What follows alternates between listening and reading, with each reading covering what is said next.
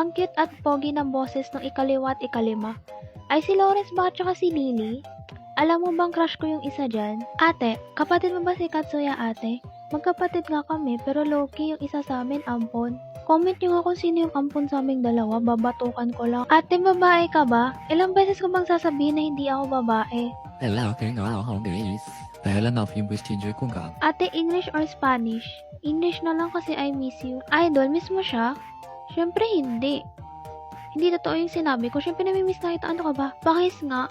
Ayoko. Mama nila yung gusto ko eh. Hala, bakla si ate. Nababakla lang po sa kanya. Ate, bagay kayo ni Shai. Sino si Shai? Alam ko kay Kaori lang yan eh. Ate, naka-follow na po ako sa'yo. Ayan, dapat nagpa-follow kayo sa akin. Hindi yung puro like na kayo dyan. Dapat mag-follow na kayo para makrush mo kayo ng crush nyo. Ate, ask lang po paano maging masaya. Step 1, dapat kinikilig ka sa kanya.